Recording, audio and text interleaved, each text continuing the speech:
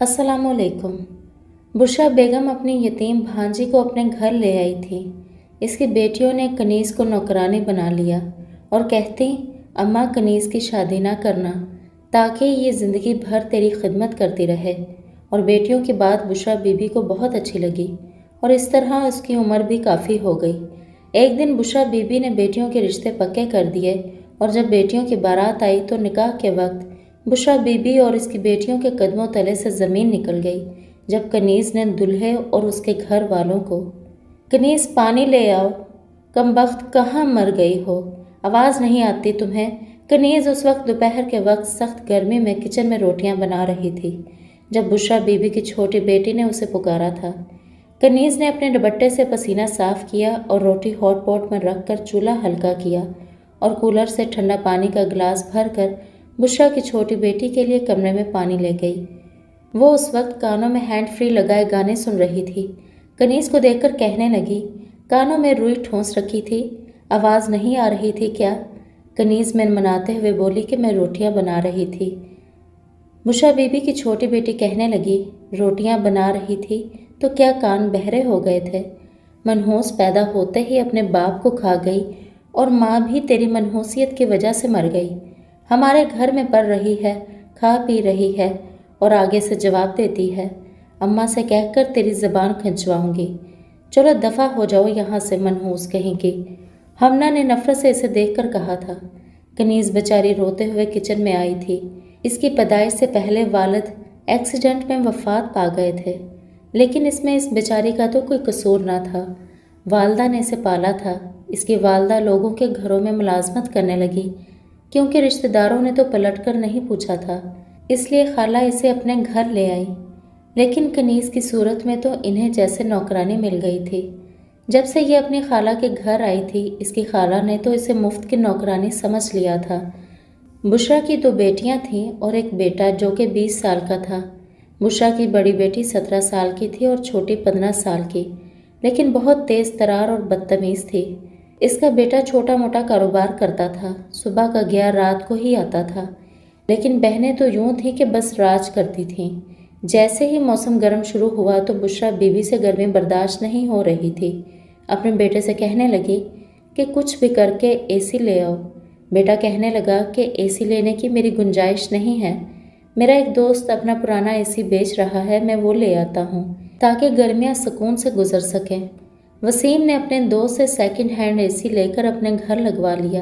पूरा दिन माँ बेटियाँ एसी में बैठी रहती और गर्मी का ववेला मचाती रहती। कनीज़ को सहन में चारपाई बिछाकर दे दी गई थी जहाँ वो चुपचाप सो जाती। सुबह सुबह अभी फजर की अजान भी नहीं होती थी जब बुशरा बीबी अपने पैर से इसके पैर पर जोर से ज़रब मारकर उठाती और कहती, उठ कमबख्त, दिन चढ़ आया है, तेरी नींदें ही पूरी नहीं होती। मौसम इस कदर गर्म था कि रात के वक्त भी हब्स होता था। वो पसीने से शराबोर अपनी खाला की आवाज़ पर उठकर बैठ जाती। बुशरा बीबी कहती कि एक तो सुबह ही सुबह तेरी मनहूस शक्ल देखकर दिन बहुत बुरा गुजरता है, मनहूसियत फैला देती है। चल उठ, नमाज पढ़ने के बाद नाश्ता बनाने की तैयारी कर। वसीम ने 8 बजे अपने काम पर जाना होता है। मेरा बच्चा पूरा दिन मेहनत मजदूरी करता है, फिर ही जाकर घर के अखराजात पूरे होते हैं। कनीज़ अपनी आंखें मसलती हुई उठी, वाशरूम में जाकर मुंह हाथ धोया और वज़ू किया। तब तक फजर की अजान हो चुकी थी। नमाज पढ़ी और किचन में चली गई। उसने आटा गूंदा, पराठे बनाए, अंडों का आमलेट तैयार किया और चाय चढ़ाई। तब तक वसीम तैयार होकर बाहर आ गया। बुशरा बीबी बस इसे जगाने के लिए ही उठी थी। इसे जगाकर वो दोबारा उसी कमरे में जाकर लेट गई जिस कमरे में एसी लगा था। वहाँ पर ज़मीन पर एक बिस्तर बिछाकर सब सो जाते थे। हालांकि इतनी जगह तो थी कि कनीज़ भी एक कोने में सो सकती थी, लेकिन इस पर किसी को भी रहम नहीं आता था। नाश्ता बनाकर उसने वसीम के आगे रख दिया और इसे देखने लगा। कहने लगा कि तुम भी एसी वाले कमरे में लेट जाया करो, बिल तो जो आना है वो आना ही है। वो कहने लगी, मेरी किस्मत इतनी अच्छी नहीं है और हम जैसी मनहूस लड़कियों की किस्मत में एसी कहाँ। ये कहकर वो किचन में चली गई। ये सुनकर वसीम को बड़ा दुख हुआ था और इसे इस बात का अफसोस भी होता था कि इसकी माँ और बहनों का रवैया कनीज़ के साथ बहुत बुरा था। पहले पहल तो वसीम ने अपनी वालदा से कहा था کہ یتیم بچی ہے، اس کے حال پر رحم کھائیں۔ لیکن بشریٰ بی بی نے اسے اچھی جھاڑ پلائی تھی، کہنے لگی مجھے زیادہ نہ سمجھا، مجھے اس کے ساتھ کیسے رہنا ہے میں اچھے طریقے سے جانتی ہوں۔ پیدا ہونے سے پہلے یہ اپنے باپ کو کھا گئی اور میری بہن لوگوں کے گھر ملازمت کر کے اس کا پیٹ پالتی رہی، اور کچھ عرصے بعد میری بہن بیچاری اپنی زندگی کی بازی ہار گئی اس کمینی کو پالتے پالتے، اور پچھلے 5 سال سے یہ میرے اوپر مسلط ہے۔ وسیم وہیں چپ ہو گیا، وہ جانتا تھا کہ اس کی ماں کبھی بھی اس یتیم پر رحم نہیں کھائے گی۔ وسیم کی عمر 32 سال ہو گئی تھی، لیکن ماں کو تو بیٹے کی شادی کی فکر نہ تھی۔ کہتی تھی چھوٹا سا گھر ہے، جب تک اپنی بہنوں کو رخصت نہیں کر لیتا میں تیری شادی نہیں کروں گی، کیونکہ ہم نے دیکھا ہے بیوی آ جائے تو بیٹا ماں اور بہنوں کو بھول کر بیوی کے چونچلے بازی میں ہی لگ جاتا ہے۔ پورا دن وسیم گھر سے باہر رہتا اور کام کرتا، رات کو گھر آتا تو ماں بہنیں اے سی کے کمرے میں بیٹھی اپنے موبائل پر لگی رہتی۔ کنیز کھانا اے سی والے کمرے میں لگا کر پھر باہر چلی جاتی تھی۔ وسیم کہنے لگا کہ اماں اے سی تو چلتا ہی ہے، جو بل آنا ہے وہ تو آنا ہی ہے، تو جہاں ہم 4 اس کمرے میں سوتے ہیں کنیز کو بھی ایک کونے میں بستر بچھا دیا کریں، باہر تو بہت گرمی ہوتی ہے، رات کے وقت اتنا حبس ہوتا ہے کہ سانس بھی ٹھیک سے نہیں آتا۔ یہ سن کر بشریٰ بی بی نے وسیم کو خطرناک نظروں سے دیکھا تھا، کہنے لگی آج تو کہہ دیا ہے، آئندہ مت کہنا۔ یہ جو تجھے بار بار کنیز کے لیے ہمدردی کا بخار چڑھتا ہے میں سب سمجھتی ہوں، کان کھول کے سن لے وسیم، میں کنیز کو کبھی بھی اپنے گھر کی بہو نہیں بناؤں گی۔ ارے تیرے لیے تو میں کوئی چاند سی لڑکی لے کر آؤں گی جو ڈھیر سارا جہیز لائے، یہ منحوس ہمیں دے ہی کیا سکتی ہے۔ وہ چپ سا ہو گیا، کہنے لگا میں نے ایسا کچھ نہیں کہا، میں نے تو اسے چھوٹی بہن کی طرح سمجھا ہے، میں تو صرف یہ کہہ رہا تھا کہ ابھی اس کی بات منہ میں ہی تھی کہ اس کی چھوٹی بہن بدتمیزی سے بولی، کہنے لگی بس بس زیادہ کنیز کنیز مت کیا کرو، بڑی میسنی ہے، اور پھر کام ہوتا ہی کیا ہے، ہم کون سا کوئی 17-18 افراد ہیں جس کا کام کر کر کے وہ مر جاتی ہے۔ بشریٰ کی دونوں بیٹیاں پڑھتی تھیں اور نہ ہی کسی کام کو ہاتھ لگاتی تھیں، ہاں لیکن فیشن ایک سے بڑھ کر ایک کرتی تھیں۔ بس بھائی کی تنخواہ آتی وہ ساری کی ساری تنخواہ اپنی ماں کے ہاتھ میں رکھ دیتا، اسی روز ماں بیٹیاں بازار کا چکر لگانے چلی جاتی۔ نہ تو انہیں وسیم کی پرواہ تھی کہ بیچارہ 2 سال سے اپنا ایک بھی جوڑا نہ بنوا پایا تھا، جو خرچہ آتا ہے ماں کو دے دیتا ہے، لیکن ماں بیٹیاں ہر سال اپنے نئے سے نئے جوڑے بنواتی۔ جیسے ہی شام ہوتی محلے میں کہیں نہ کہیں گھس جاتی اور ادھر ادھر کی خبریں لاتی رہتی کہ محلے میں کس کے گھر میں کیا ہو رہا ہے، ان سب کی خبریں ان کو معلوم ہوتی تھیں۔ گھر میں آتی تو ہائے ہائے مچا کر اے سی آن کر کے بیٹھ جاتی۔ اس مہینے بجلی کا بل آیا تو وسیم کے 14 طبق روشن ہو گئے تھے، 25,000 کا بل تھا۔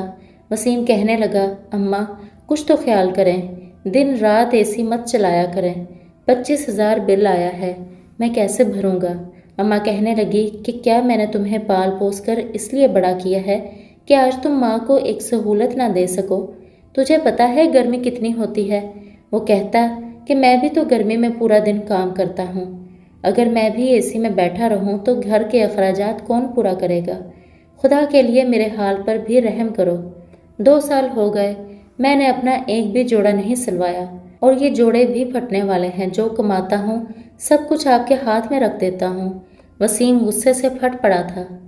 بشریٰ بی بی کہنے لگی ہاں ہاں اسی وقت کے لیے تو میں نے بیٹا پیدا کیا تھا جو بڑا ہو کر مجھے تانے دے۔ وسیم کی بات سن کر بشریٰ بی بی اپنے آنسو صاف کرنے لگی جو کہ جھوٹ موٹ کے تھے۔ بڑی بیٹی کہنے لگی اماں ہو نہ ہو یہ ضرور کنیز کے ساتھ بیٹھتا ہے، اس سے باتیں کرتا ہے، وہی اس کے کان بھرتی ہوگی۔ مجھے تو وسیم کی باتیں سن کر گڑبڑ کا احساس ہوتا ہے، دیکھ لینا جس طرح سے یہ زبان چلانے لگا ہے کسی نہ کسی دن اپنی مرضی سے شادی بھی کر لے گا، ہمارا تو سوچے گا بھی نہیں۔ ماں کہنے لگی کرنے دیتی ہوں میں اس کی شادی۔ ارے جب تک میں رشتہ لے کر نہیں جاؤں گی یہ کیسے شادی کر لے گا؟ کوئی یوں ہی تھوڑی اپنی بیٹی دے دیتا ہے۔ کنیز دونوں بہنوں سے بڑی تھی، اس لیے اس پر وسیم نے کہا کہ اماں ایسا کرے کہ کنیز کا کہیں رشتہ طے کر دیں۔ وسیم کو یہ تھا کہ یہاں تو اس یتیم لڑکی کو سکھ کا سانس ملنا نصیب نہیں ہے، شاید اس کی کہیں شادی ہو جائے تو کوئی اچھا انسان اس کی قسمت میں ہو تو وہاں اس کی زندگی کچھ سہولت سے گزر جائے گی۔ یہ سن کر ماں بیٹیوں کے منہ بن گئے تھے۔ کہنے لگی، تجھے کیا تکلیف ہے؟ کیوں بار بار کنیز کی بات کرتا ہے؟ وہ کہنے لگا کہ لڑکیوں کی شادی کی عمر ہوتی ہے، آپ کو ابھی سے سارا اور ہمنا کی فکر ہے، تو ظاہر سی بات ہے کہ وہ ان دونوں سے بڑی ہے، اس کی شادی کر دیں۔ بشرا بی بی کہنے لگی، جہیز اس کا باپ دے گا، اس کا باپ تو اس کے لیے کچھ چھوڑ کر نہیں گیا، چچا نے دھکے دے کر میری بہن کو نکال دیا، کون ہے اس کا؟ وہ کہنے لگا، جہاں رشتہ کرو وہاں کہہ دینا جہیز نہیں دے سکتے، جو کچھ تھوڑا بہت ہوگا میں کر دوں گا۔ یہ کہنا تھا کہ ماں اور بیٹیاں وسیم کے ساتھ بحث کرنے لگی۔ بشرا بی بی کہنے لگی کہ تجھے اپنی بہنوں کی فکر نہیں ہے، ان کے جہیز کی فکر کر، اس منحوس ماری کو پڑا رہنے دے کونے میں، کوئی ضرورت نہیں اس کا رشتہ دیکھنے کی۔ وقت کچھ اور آگے بڑھ گیا۔ بشرا بی بی کی بیٹیاں اب 19-20 سال کی ہو گئی تھیں، کنیز کی عمر بھی اب کافی بڑھ گئی تھی، اور گھر کے کاموں کی وجہ سے اس کے چہرے اور ہاتھوں کی رونق بالکل ماند پڑ چکی تھی۔ بشرا بی بی اسے کہتی کہ ہر وقت سر پر دوپٹہ رکھا کرو، کبھی بھی تمہارا سر بغیر دوپٹے کا نہ دیکھوں، اور اپنی بیٹیاں گلے میں بھی دوپٹہ نہیں پہنتی تھیں۔ شام کا وقت ہوتا تو لپسٹک لگائے، آنکھوں میں کاجل لگائے گلی میں نکل جاتی اور سہیلیوں سے باتیں کرتی رہتی۔ شرم و حیا نہ تھا نہ کسی بات کا لحاظ۔ ایک بار وسیم کام سے جلدی واپس آ گیا۔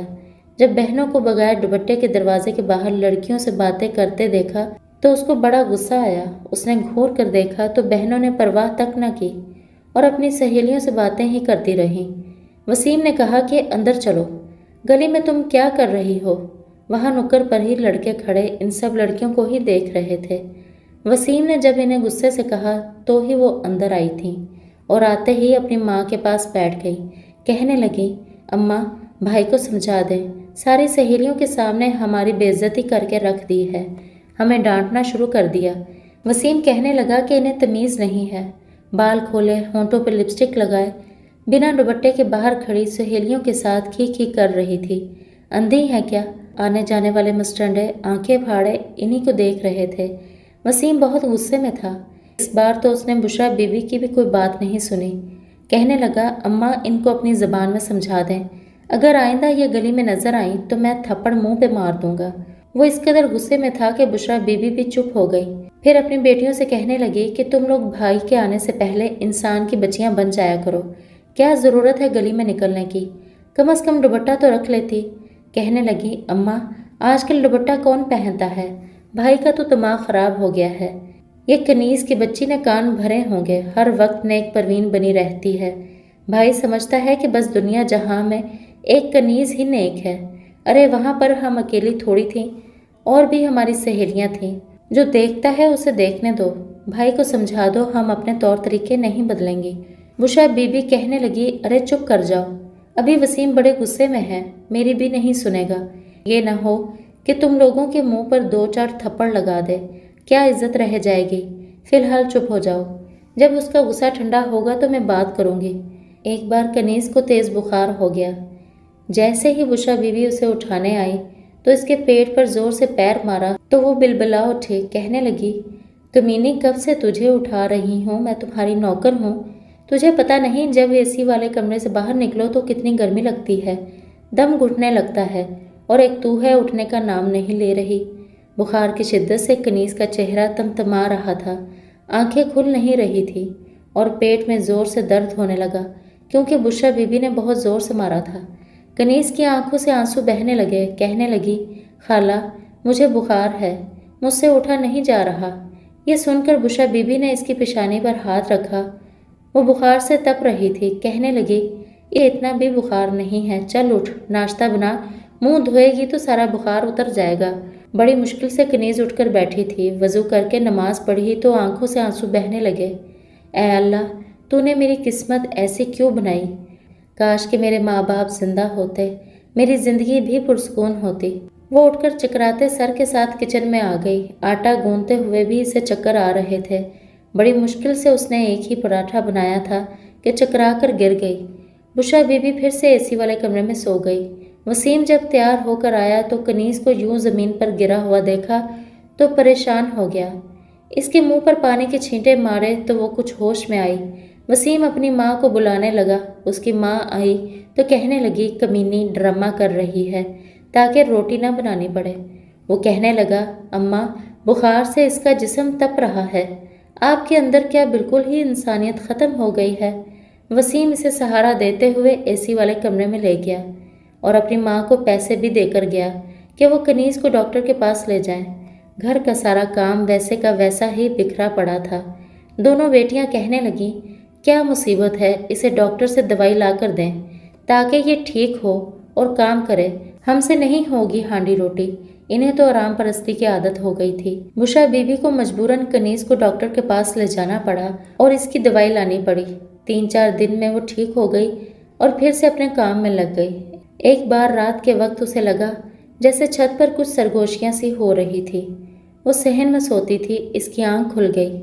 جیسے ہی وہ چھت کی سیڑھیاں چڑھ کر اوپر کو جانے لگی تو اس کی آنکھیں پھٹی کی پھٹی رہ گئی تھیں، کیونکہ بشرا بی بی کی بڑی بیٹی کسی لڑکے کے ساتھ وہاں پیار اور محبت کی باتیں کر رہی تھی۔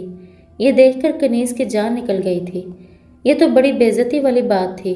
وہ لڑکا اسے گھر سے بھاگ جانے کا مشورہ دے رہا تھا۔ کنیز وہیں سے الٹے قدم واپس آ گئی، لیکن پریشان تھی کہ اگر ایسا کوئی کام ہو گیا تو بیچارے وسیم کی تو پورے محلے میں بے عزتی ہو جائے گی اور خالہ بھی کسی کو منہ دکھانے کے قابل نہیں رہیں گی۔ انہی دنوں دونوں بہنوں کا ایک ہی گھر سے رشتہ آ گیا اور لڑکے کی ماں کو دونوں ہی پسند آ گئی۔ وہ کہنے لگی کہ میں دونوں بیٹیوں کی شادیاں ایک ساتھ کروں گی۔ بشرا بی بی تو بڑی خوش تھی۔ وسیم ان کے جہیز کی تیاریاں کر رہا تھا، لیکن بڑی بیٹی بڑی چپ چپ سی تھی۔ مہندی کی رات چھت پر وہ لڑکا موجود تھا۔ کنیز پہلے ہی سارا کی ٹوہ میں لگی ہوئی تھی۔ اس نے دیکھا کہ چھت پر کوئی نوجوان کھڑا ہے۔ وہ اسے کہہ رہا تھا کہ کل جب تمہاری بارات آئے گی تو تم چھپ کر چھت پر آ جانا، میں تمہیں یہاں سے بھگا کر لے جاؤں گا، کیونکہ بارات کا سارا انتظام باہر گلی میں ٹینٹ لگا کر کرنا تھا۔ یہ سن کر کنیز بہت گھبرا گئی تھی۔ اگر سارا گھر سے بھاگ جاتی تو ہمنہ کی بھی شادی رک جاتی اور بے عزتی الگ ہوتی۔ دونوں کی جب بارات آ گئی، سب سے پہلے ہمنہ کا نکاح ہوا تھا۔ دونوں لڑکیاں ایک ہی کمرے میں بیٹھی تھیں۔ ہمنہ کا نکاح ہوا تو اسے باہر لے جایا گیا۔ ابھی سارا کا نکاح نہیں ہوا تھا، اس میں آدھا گھنٹہ باقی تھا۔ جب سارا کنیز سے کہنے لگی کہ تم اس کمرے سے باہر نکل جاؤ، کیونکہ سارا کو بھاگنا تھا، لیکن کنیز وہیں بیٹھ گئی۔ کہنے لگی میں جانتی ہوں کہ تم کیا چاہتی ہو، لیکن میں تمہیں ایسا کوئی بھی کام کرنے نہیں دوں گی جس سے تمہاری اور تمہارے گھر والوں کی عزت خراب ہو۔ وہ کہنے لگی تم کون ہوتی ہو مجھے روکنے والی؟ میں اس لڑکے سے محبت کرتی ہوں اور اس کے ساتھ ہی شادی کرنا چاہتی ہوں۔ دیکھو اگر تم نے مجھے بھاگنے نہیں دیا تو میں تم پر جھوٹا الزام لگا دوں گی۔ کنیز کہنے لگی کہ میں کبھی بھی تمہیں ایسا کام کرنے نہیں دوں گی جس سے خالہ کی عزت کو فرق پڑے یا تمہارا بھائی کسی کو منہ دکھانے کے قابل نہ رہے۔ تمہیں میرے ساتھ جو کرنا ہے وہ کر لو۔ اس سے پہلے کہ سارا اسے دھکا دے کر خود بھاگنے کی کوشش کرتی، کنیز کمرے سے باہر نکلی اور کمرے کا دروازہ باہر سے بند کر دیا۔ سارا دروازہ کھٹکھٹانے لگی۔ وہ لڑکا چھت پر پہنچ چکا تھا۔ اس وقت گھر میں سارا تھی، کنیز تھی، یا پھر وہ لڑکا چھت پر تھا اور سارا کا انتظار کر رہا تھا۔ باقی سب مہمان باہر تھے کہ کنیز نے صحن میں آ کر چور چور کی آوازیں لگانا شروع کر دیں۔ وسیم اور بہت سے نوجوان گھر کے اندر آ گئے۔ کنیز کہنے لگی کہ چھت پر چور ہے، میں نے خود اسے دیکھا ہے۔ کنیز کا یہ کہنا تھا کہ بہت سے نوجوان اور وسیم چھت پر گئے اور وہ لڑکا پکڑا گیا۔ اسے مار مار کر پولیس کے حوالے کر دیا گیا اور پھر سارا کا نکاح بھی ہو گیا۔ دونوں بہنیں عزت سے اپنے گھروں کو ہو گئی تھیں۔ جس وقت سارا اور کنیز کی بحث ہو رہی تھی، اس وقت بشرا بی بی کسی کام سے گھر پر آئی تھی اور ان دونوں کی باتیں سن چکی تھی۔ یہ بھی دیکھ چکی تھی کہ کنیز کس طرح سے اسے سمجھا رہی ہے۔ اگر کنیز نہ ہوتی تو اس وقت بشرا بی بی کی عزت کا جنازہ اٹھ چکا ہوتا۔ اسے احساس ہونے لگا کہ کنیز نے ظلم و ستم سہنے کے بعد بھی ان کی عزت پر آنچ نہیں آنے دی۔ اگر وہ چاہتی تو بدلہ لینے کے لیے سارا کو اس آوارہ لڑکے کے ساتھ بھگا دیتی اور خالہ کسی کو منہ دکھانے کے قابل نہ رہتی۔ بشرا بی بی کو اپنے رویے پر افسوس ہونے لگا۔ کون سا ظلم اور زیادتی تھی جو اس نے کنیز کے ساتھ نہیں کی تھی، لیکن اس نے پھر بھی اس کی عزت رکھی تھی۔ بیٹیوں کی رخصتی کے بعد 1 مہینے بعد ہی اس نے وسیم کا نکاح کنیز سے کروا دیا۔ حالانکہ دونوں بیٹیوں نے بڑا اعتراض کیا تھا، لیکن وہ کہنے لگی کہ میں جانتی ہوں کہ کس نے کس وقت میرا ساتھ دیا ہے، اگر وہ نہیں ہوتی تو آج میں بھی کسی کو منہ دکھانے کے قابل نہ ہوتی۔ یہ سن کر سارا نظریں چرا گئی تھی۔ بشریٰ بی بی کا رویہ کنیز کے ساتھ بدل گیا تھا۔ وسیم تو ویسے بھی اسے پسند کرتا تھا، اب کنیز کی حیثیت بدل چکی تھی، وہ اس گھر کی مالکن بن چکی تھی، اور بشریٰ بی بی نے کبھی اعتراض بھی نہیں کیا تھا۔ اس کی دونوں نندیں آتی تو اس کی خوب خاطر تواضع کرتی، لیکن انہیں اپنے گھر کے کسی بھی معاملات میں دخل اندازی دینے کی اجازت بھی نہیں دیتی تھی، اور وسیم بھی اسی کے ساتھ دیتا تھا، کیونکہ وہ جان چکا تھا کہ اس نے کس طرح سے اس کی بہن کی عزت رکھی ہے۔ وقت ہمیشہ یکساں نہیں رہتا، زوال کے بعد عروج ضرور آتا ہے۔